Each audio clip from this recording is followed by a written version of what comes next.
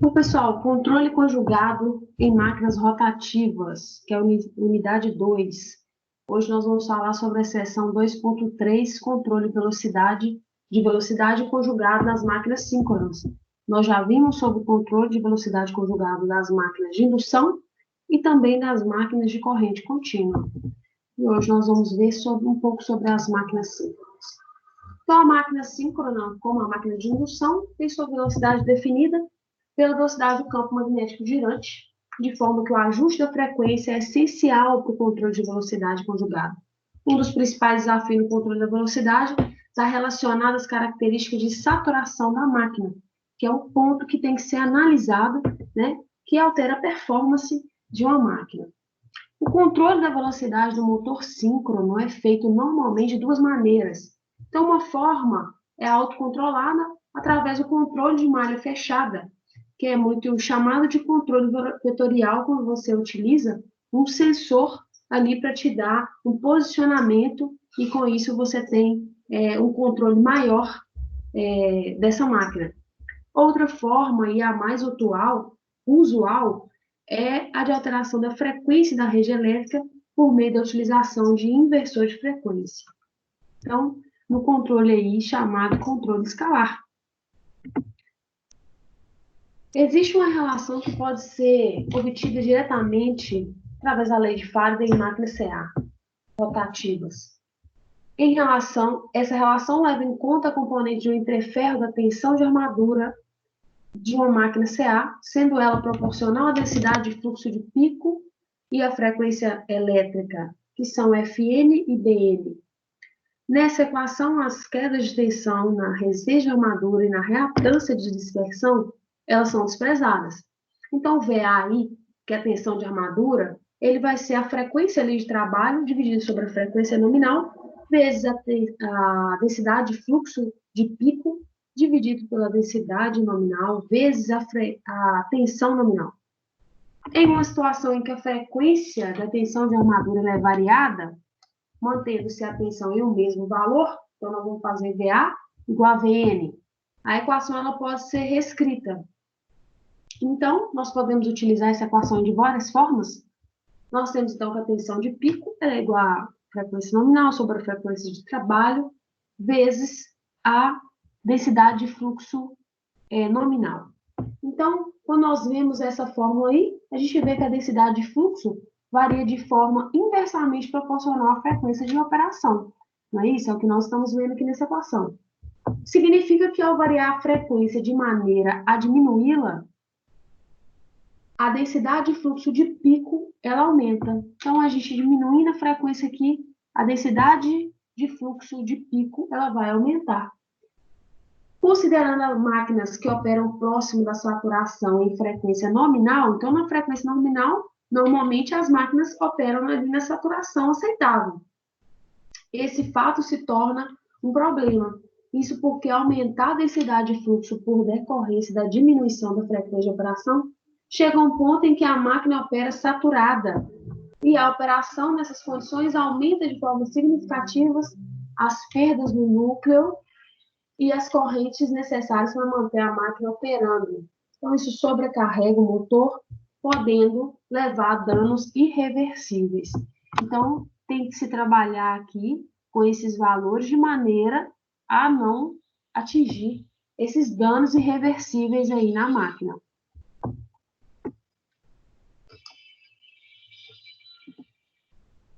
Quando se varia a frequência da máquina em valores abaixo do valor nominal, é esperado que a máquina mantenha a densidade de fluxo constante, de forma que a densidade pico vai ser igual à densidade nominal.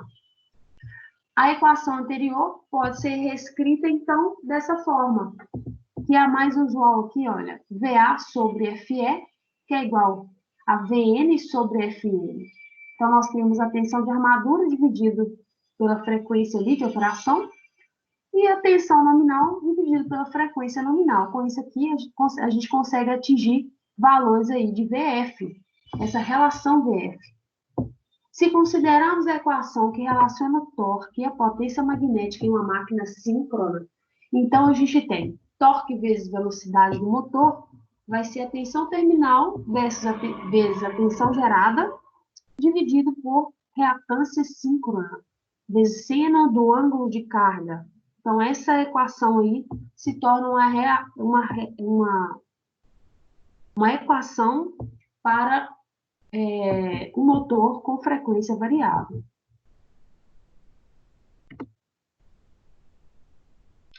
Existe uma relação de proporcionalidade entre a tensão gerada e a corrente de campo. Se a corrente de campo do gerador ela for mantida, você mantém a corrente de campo mantida constante, então a tensão gerada será proporcional à velocidade de rotação. Isso aí a gente sabe, né? A tensão gerada tem a ver com a corrente e tem a ver com o fluxo. Consequentemente, a frequência da rede de forma que podemos escrever a equação em que cai uma constante de proporcionalidade. Então, essa tensão ali gerada, ela vai ser K vezes a frequência. Sabendo que a reatância indutiva é diretamente proporcional à frequência, então a reatância indutiva é 2πfL, isso aí a gente sabe. Fazendo as substituições na equação de torque, teremos. Então, nós temos aquela mesma equação aqui, de torque, né? A gente só mudou o ômega-m aqui, ó, velocidade do motor para cá, só desceu, na equação anterior. Então, fazendo as modificações aqui, ó, substituições. Então, em ômega-m, 4πf sobre o número de polos, o xs, 2πfl, o v de t, tensão terminal, e aqui no lugar da tensão gerada, o que ele colocou? K, que é essa constante de proporcionalidade entre a tensão e a corrente de campo, vezes a frequência de operação, vezes seno do ângulo de carga. Então, ele chega aqui no final, né, que nós temos essa equação e essa aqui que são iguais. Então, P vezes esse K, que é o número de polos, vezes essa constante de proporcionalidade, vezes V de T dividido por FE. Então, aqui, ó, VF, relação VF, 8π ao quadrado, LS vezes FE. Então, essa equação aqui passa a ser a nossa equação de torque, fazendo as substituições que nós fizemos, em função dessa constante. Agora, nós temos duas possibilidades. Se a frequência da tensão de alimentação ela for ajustada com um valor abaixo da nominal, em que a tensão de armadura seja proporcional à frequência, a potência máxima do motor será proporcional ao produto da frequência com o valor da potência nominal, dividindo essa potência máxima pela velocidade do rotor. É o que nós estamos vendo aqui, olha. Então, o torque máximo, conjugado máximo, vai ser a frequência vezes a tensão, vezes a corrente, dividido por essa velocidade. Agora, se a frequência da tensão nominal ela for superior à frequência nominal, o fluxo do entreferro ele fica abaixo do valor nominal. E para manter uma densidade de fluxo magnético no valor nominal, é preciso aumentar a magnitude do valor da tensão. Nesse caso, a potência máxima será constante e igual à potência nominal, de forma que o conjugado vai ser, então, torque é igual à potência aqui sobre a velocidade. Então, ele fez uma relação aqui, quando nós trabalhamos com a frequência de alimentação no valor abaixo da nominal e no valor superior à frequência nominal.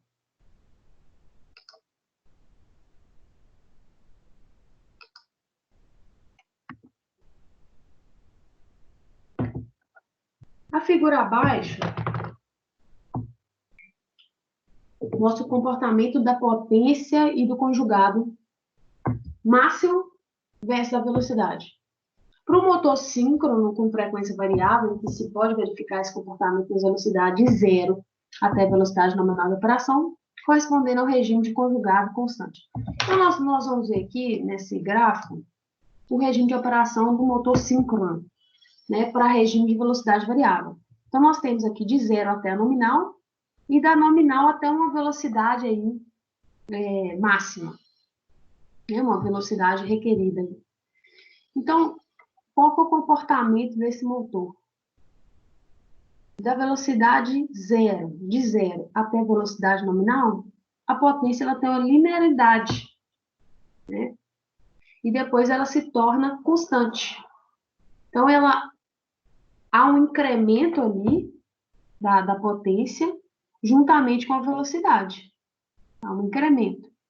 O conjugado, qual é o comportamento dele? Ele se mantém constante desde a velocidade zero. Então, é uma característica da máquina síncrona. Então, com a velocidade aí abaixo da nominal, ele consegue um conjugado constante na máquina. Então, para certo tipo de aplicações, é perfeito.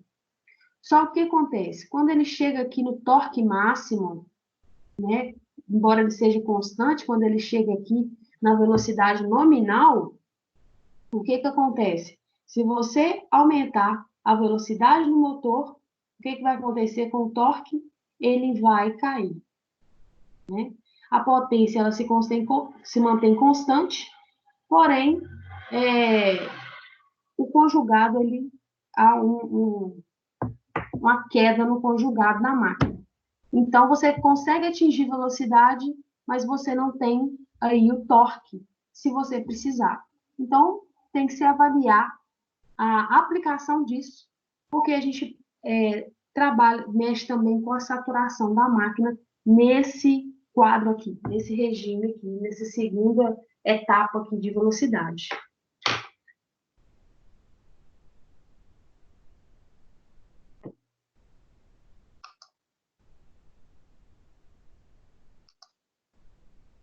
Então, a relação para o torque em função da velocidade da máquina, ela pode ser descrita como uma reta vertical no plano de velocidade do motor versus o torque do motor. Então, você tem o torque nominal e você tem o torque máximo. Ele trabalha ali com um valor constante, né? Embora ele seja maior, você está trabalhando com constante. Então, por isso que ele fala que é uma reta vertical. Então, você tem ali, para vários valores de velocidade, o torque, ele tem essa característica constante. Então, a velocidade síncrona é a velocidade síncrona de rotação em RPM. Ele está falando sobre essa fórmula aqui de regulação de velocidade. Então, NS é a velocidade síncrona de rotação em RPM e NPC é a velocidade de rotação em plena carga.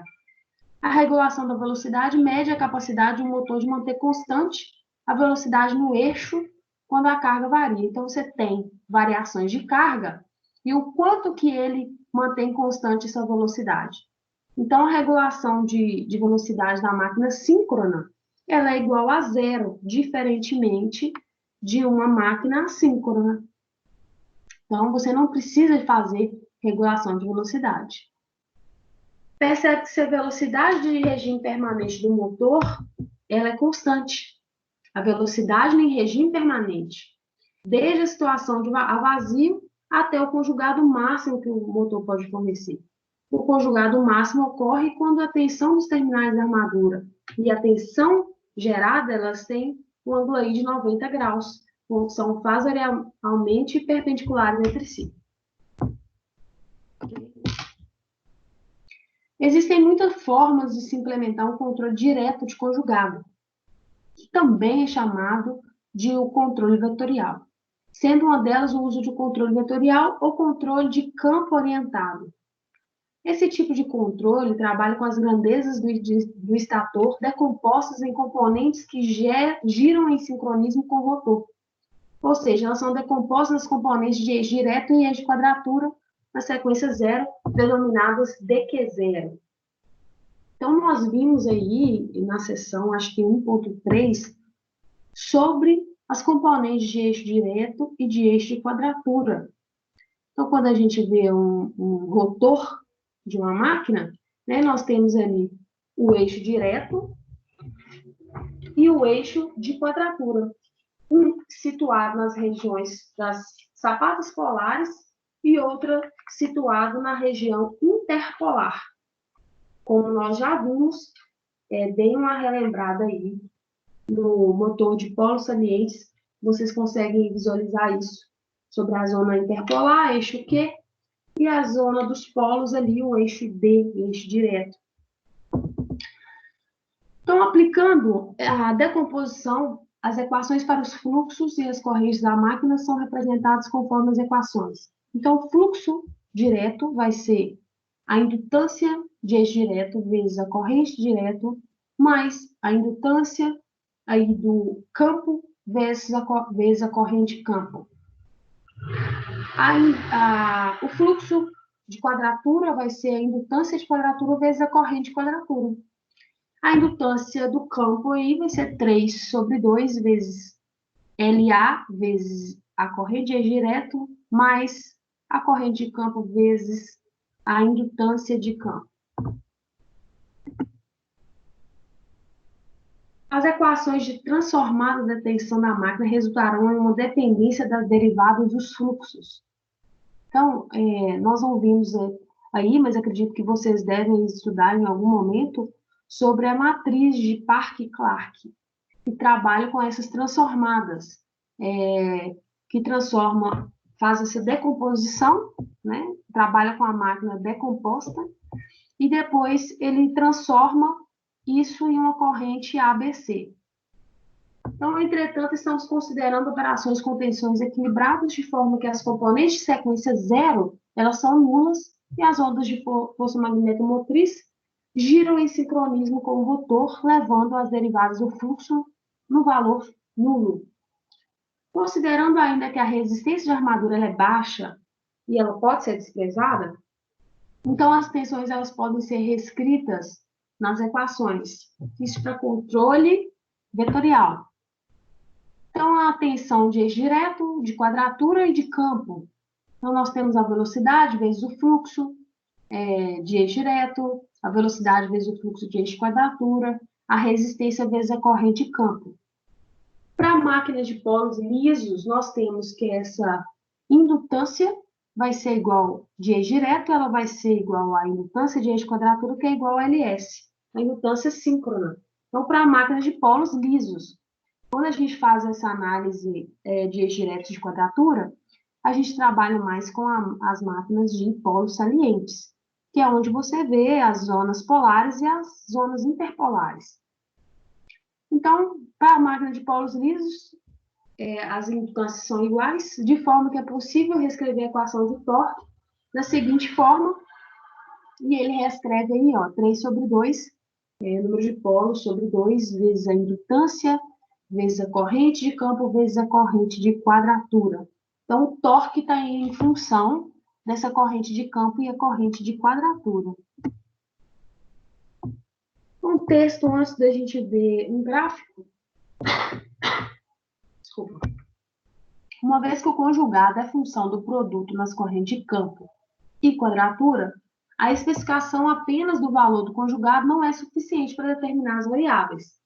Então, para que o controle de campo orientado, que é esse mesmo controle direto, possa ser feito, são necessárias tanto as correntes de eixo direto e quadratura quanto as correntes de campo. É necessário um sensor de posição, então, controle vetorial. Primeira coisa, é necessário um sensor de posição para medir a posição angular do rotor, a fim de realizar a transformação, né, da matriz DQ0 para a matriz ABC. E dessa forma, determinar os valores de referência para a corrente de fase do motor, que são fornecidas pelos inversores de frequência. Então, nós vamos ver aqui, olha, nesse diagrama abaixo, você tem um torque aqui de referência, que acontece em função da corrente de campo, da corrente de eixo direto, da corrente de quadratura.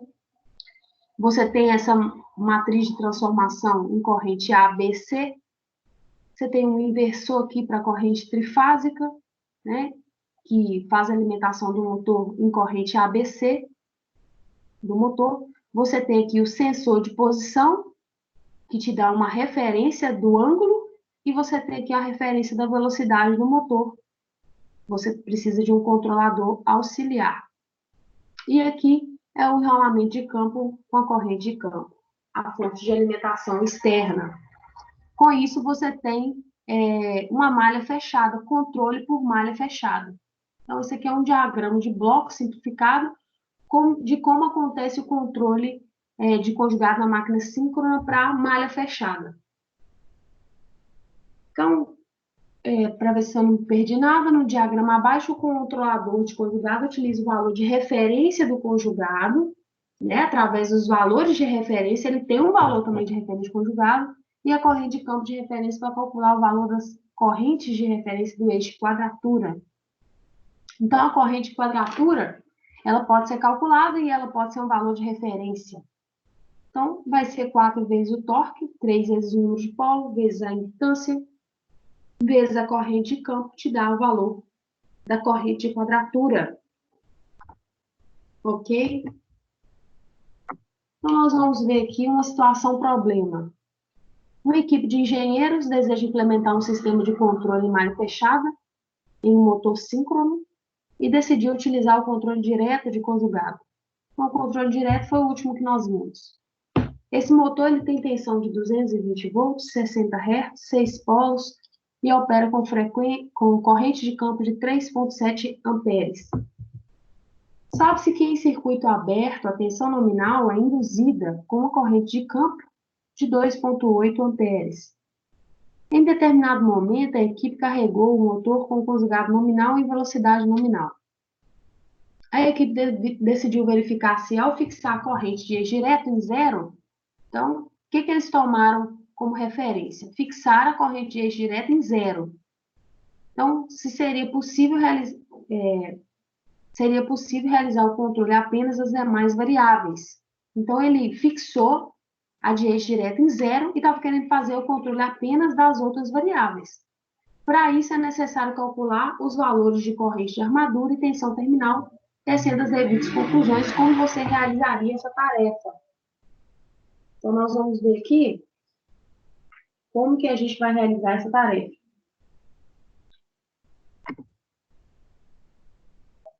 Então, a primeira coisa que ele faz aqui, ele vai calcular os valores da indutância, porque ele precisa desse valor aqui na corrente de quadratura. Então, pelos dados fornecidos, e utilizando essa expressão aqui da indutância, nós vamos inserir os valores aqui da tensão gerada, dividido por raiz de 3, porque primeiro nós vamos trabalhar em apenas uma fase, né? Então, ele chega no valor de 0,168 R para a indutância. Com esse valor, deixa eu ver, depois ele consegue calcular a corrente de quadratura. O torque, ele consegue tirar de cara, né, que é a potência, V 45 vezes 10 a terceira, então 45 kVA, né, dividido pela velocidade, que é 120 π2 sobre 6. Ele já joga aqui direto a equação de 2πf, 2 vezes a frequência 120, 2π. Com isso, você consegue já calcular o valor do torque, que dá 358 Nm. Vamos fazer aqui, ver se dá mesmo na calculadora. Façam aí. Exponencial a terceira, dividido por 120π.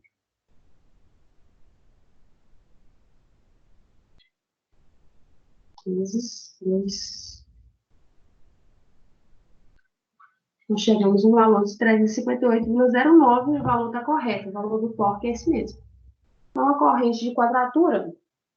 Então, como a operação é com valores nominais, podemos definir o conjugado de referência no controlador igual ao conjugado nominal. E a corrente de campo é 3,7. Com base nisso, podemos calcular a corrente de eixo de quadratura. Então, aqui embaixo, a gente pega aquela última fórmula que a gente teve no último slide e lança aqui o torque de referência, o valor da indutância, o valor da corrente de campo de 3,7 que ele deu no equacionamento. Então, nós chegamos no valor da corrente de quadratura, 128 amperes. Na corrente de eixo direto, quanto que a gente tem? 0. Eles fixaram em 0. E era para ver se dava para trabalhar só com esses valores. Então, como a corrente de eixo direto é igual a 0, é possível calcular a corrente de armadura. A corrente de armadura ela vai ser, não coloquei aqui, ela vai ser a corrente de quadratura dividido por raiz de 2, que dá 90,5. Ok? Então, você tem o valor aí da corrente de armadura. Partindo do mesmo pressuposto, o fluxo de eixo direto é dado na forma. Então, fluxo de eixo direto, fluxo de quadratura, fazendo as multiplicações, né? Fluxo de eixo direto é a indutância vezes a corrente de campo, e fluxo de quadratura é a indutância Q vezes a corrente de quadratura. Então, a indutância 0,168, que é essa aqui que nós calculamos, vezes 3,7, que é a corrente de campo, dá 0,622 Weber.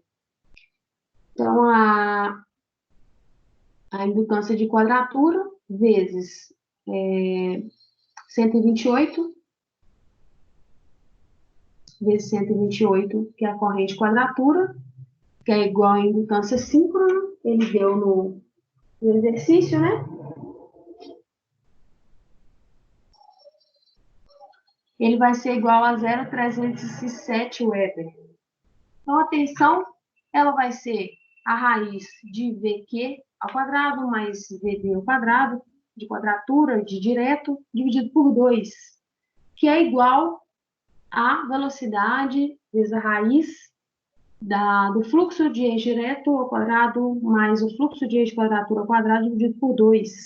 Então, fazendo isso, nós chegamos aqui no valor de 180,139 volts.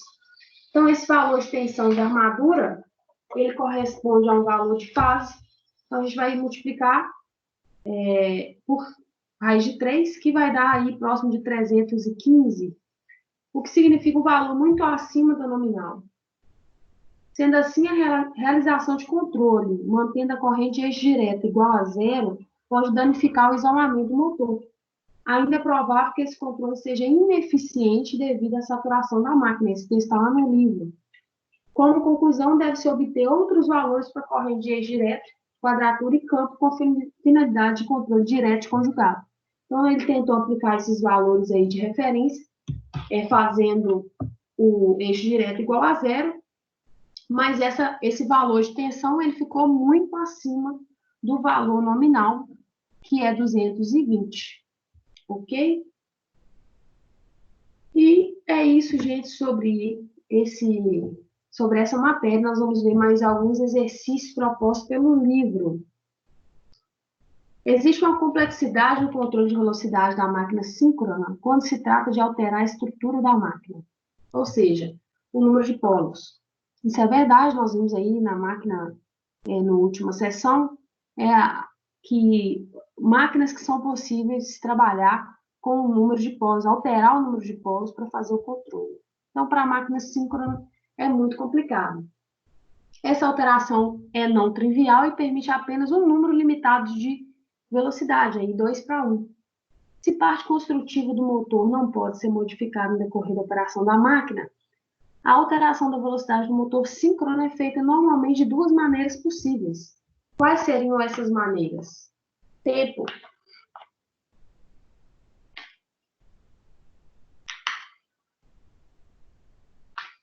Então, a variação da tensão terminal e uso do inversor de frequência, variação da tensão do terminal e associação de resistência no circuito do rotor, associação de resistência no circuito do rotor e uso de inversor de frequência. Quais dessas? O uso de inversor de frequência e controle de malha fechada. É bem isso que nós trabalhamos aqui. O uso do inversor de frequência e o controle por malha fechada. A resposta correta seria a letra D, né? Então, a velocidade do motor síncrono, ela pode ser controlada na forma autocontrolada, que é o que nós vimos, em que existe uma malha fechada, no qual é feito o controle da velocidade na máquina, sendo que o ajuste da frequência elétrica, que controla a velocidade mecânica do motor, é feito por meio dessa malha de controle. A segunda forma, e que nós dissemos que é a mais comum, é a alteração da frequência através da utilização de um inversor de frequência, ok? A operação volts-hertz constantes é um procedimento feito para variações de frequência a partir do valor nominal para se obter o mesmo torque máximo em uma faixa de variação de velocidade e, adicionalmente, evitar a saturação magnética da máquina. Considere um motor de 380 volts em frequência nominal de 60 Hz. Para manter o torque máximo, com uma tensão de 220, qual deve ser aproximadamente a frequência de operação? Então, para volts Hertz, que é um controle ali escalar, nós trabalhamos somente com tensão e frequência, nós podemos usar essa fórmula que foi dada lá no slide. Então, tensão aqui nominal dividido por frequência nominal, ele é um motor 380, frequência 60 Hz, e agora ele está trabalhando com uma tensão de 200 volts. Então, a frequência aqui, ela dá quanto? Façam aí.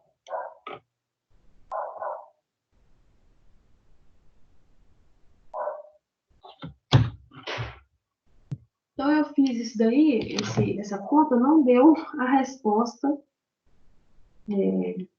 dada pelo livro.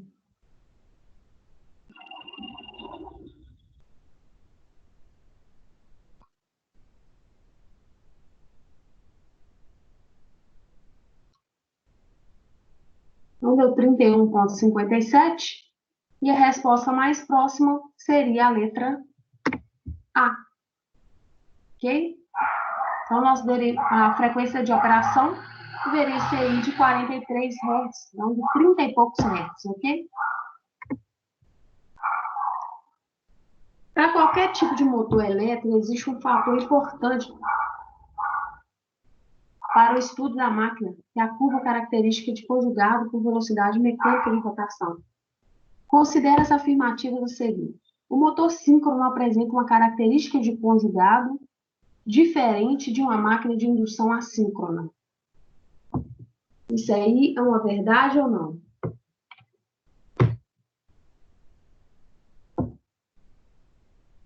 Então, o motor síncrono, nós vimos aí que apresenta uma característica de conjugado em que, independente do torque, a velocidade do motor se mantém constante, enquanto que na máquina de indução, a característica de conjugado depende da velocidade do motor.